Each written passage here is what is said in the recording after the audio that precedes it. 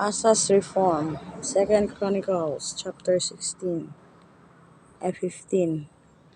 The Spirit of God came upon Azariah son of Oded. He went out to meet Asa and said to him, "Listen to me, Asa, and all Judah and Benjamin. The Lord is with you when you are with him. If you seek him, he will be found by you, but if you forsake him, he will forsake you." For a long time Israel was without the true God, without a priest to teach them without the law. But in their distress they turned to the Lord, the God of Israel, and sought him, and he was found by them. In those days it was not safe to travel about, for all the inhabitants of the lands were in great turmoil. One nation was being crushed by another, and one city by another, because God was troubling them with every kind of distress. But as for you, be strong and do not give up, for your work will be rewarded.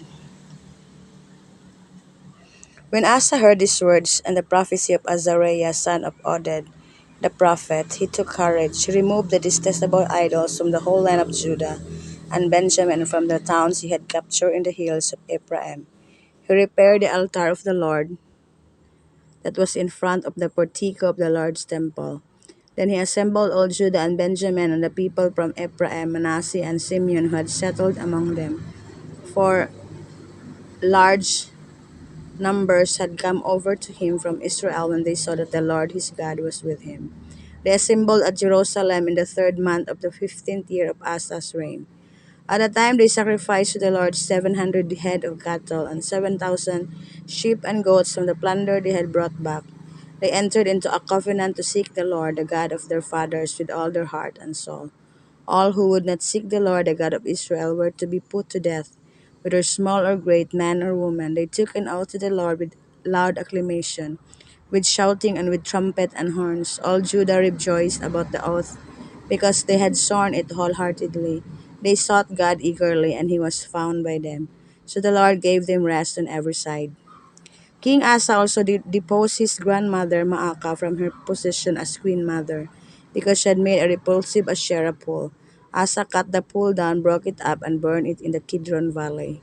Although he did not remove the high places from Israel, Asa's heart was fully committed to the Lord all his life.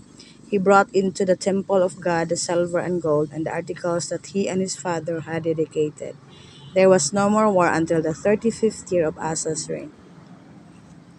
So here guys, it was the story of King Asa who was reformed, because before they did not call the Lord, they forsake the Lord. That's why the Lord gave him distress.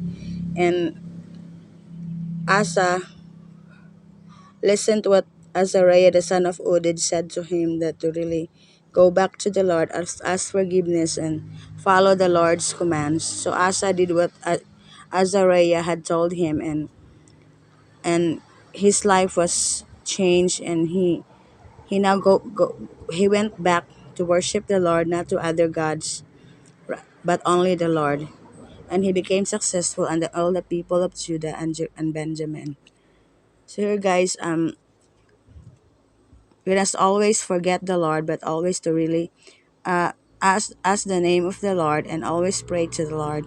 Do not worship other gods.